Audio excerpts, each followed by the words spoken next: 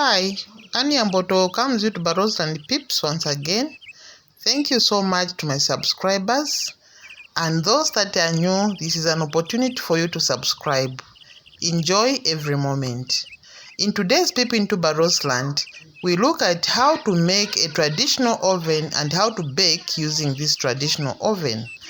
So you sit back, watch and enjoy yourselves. First, you need a bucket or a pot, a metal bucket or a pot that you can put on fire, a big one where you can insert or put another bowl of a smaller size. So first of all, you put soil in that pot or in a bucket. It could be even a three-legged pot or an ordinary pot. There are these pots that we use for as long as it's big enough to accommodate another small plate or pan.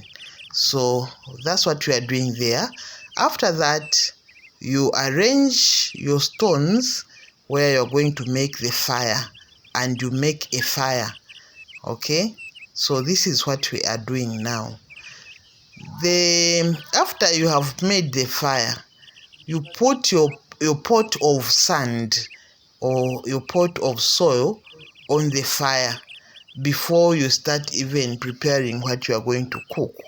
This is the process of preheating. When you're using a conventional oven, you preheat. So even in a traditional one, you need to preheat your oven. So we put the pot of soil on the fire to preheat the oven. So after that, then you start doing your mixing. Now here there's butter, there's milk, there's flour, there's jungle oats, baking powder, salt, sugar. Okay, so you prepare your ingredients very well. There's the butter. Okay, so depending on how much you want to bake, that will determine your butter, because usually it's 1 tablespoon per 1 cup. Okay, so we want just to do 3 cups. Okay, then you add sugar, a tablespoon. You use a tablespoon for measuring. Now you don't want it to be too sweet. Okay, so we'll just put about 5 tablespoons of sugar. Okay, sugar is done. Then the process of mixing starts. Okay, that is mixing the sugar and the butter. Okay, the sugar and the butter will not mix too much. So next we add the eggs. So we are going to add about 4 eggs. Okay, 1, 2,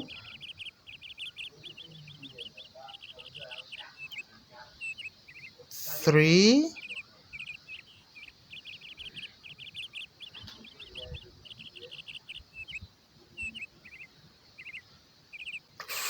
4. And you have to make sure that if you are breaking them direct on the mixing bowl, they must be fresh eggs.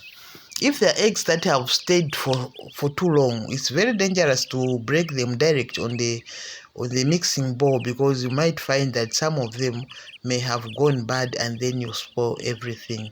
These ones are fresh from the farm, so we are safe to do what we are doing.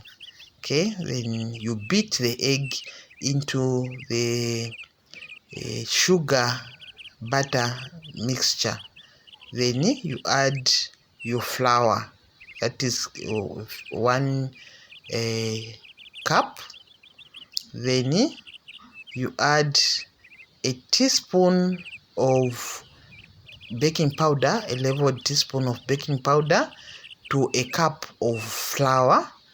and a pinch of salt. Okay, a pinch of salt is added to the flour. Then it is sieved on the mixture, egg, sugar, butter mixture. You sieve it very well. Okay, that's what we are doing.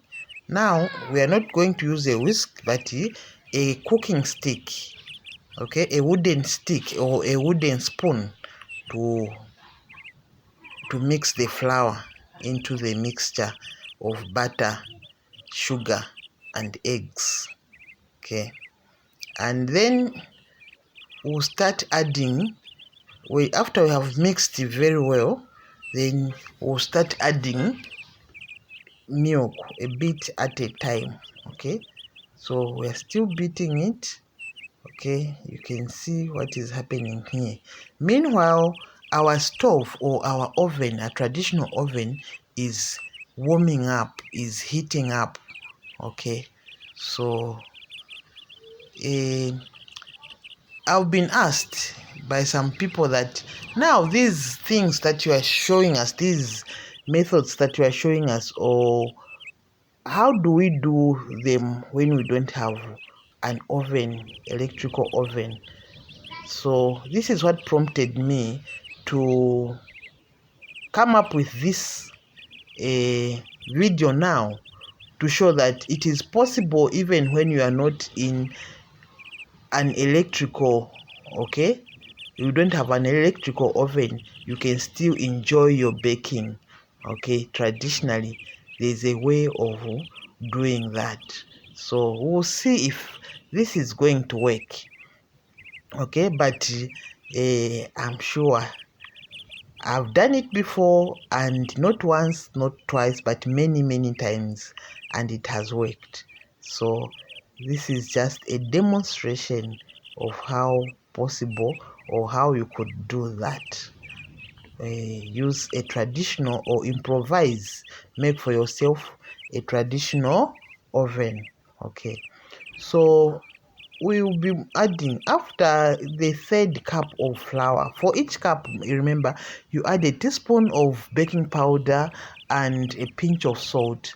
That which we have just added is jungle oats, so we want to make jungle oat bread. Okay, so this is what we are doing, but the main lesson today is how to make a traditional oven and how to bake using this traditional oven. So what we are baking is jungle oats bread. Okay, so to the baking powder you add an extra teaspoon. So because we have 3 cups of flour, so we'll have a 4 teaspoons, level teaspoons of baking powder because of the cup of jungle oats. And jungle oats are thick. Then we add the essence. It depends what essence you want, but we have added vanilla essence, a teaspoon of vanilla essence. That's what we have added to this mixture. You can imagine the aroma that is going to come from there. The jungle oats or vanilla essence is one of my favorite. Okay, then you oil your pan, your baking tin.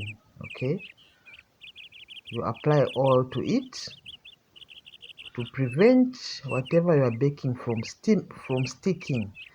Okay, so I'm oiling it using butter. After the butter, I'll also sprinkle a bit of flour. Okay, let's see how this is going on. Okay, a bit of flour, and make sure that it is spread evenly around the whole pan. Okay, this will help in the non-sticking of the mixture or whatever it is, the bread that we are baking. Okay, that done. Next, we are going to put our mixture, our dough, in the bake tin. Okay, in the bake tin. You can use even a small plate, a metallic plate, or a metallic bowl, a small one that fits in the pot that you are using as an oven. Okay, so make sure that it will sit on the sand. It will go inside the oven, not something bigger that will just be suspended on top of the oven, but it needs to be placed down right on the sand or on the soil that is in the traditional oven or in the pot that you're using as an oven. Okay, so heat it a bit so that it sits properly. Then that's it. We have put inside there. Then we put a clean sheet of metal on top. You can use a plate, a tray, or whatever to put on top, and then you put a fire on top there. Okay, your oven is preheated already, remember, so you put the fire there, but don't remove everything. You have to leave some fire, though minimal, under. So after some time we come and check. Okay, after 10 or so minutes we come to check. Okay, oh, it's coming up. Okay, it has started baking. Then again you cover and you continue putting the fire. If you don't have wood, you can even use, there we are, it is now baked. Let's see if it is baked. It is fully cooked. Show us the knife, please. Show us the knife. We want to see if it is clean. Okay, a bit more. We need to check again after some time. Give it a little time. Given it a little time and we are checking, the knife is coming out clean, meaning it is cooked. So that is how you use the traditional oven, and that is how you make a traditional oven. Thank you so much for watching. I'll see you next week. Please remember to like, share, subscribe, hit the notification bell, and leave a comment. Bye.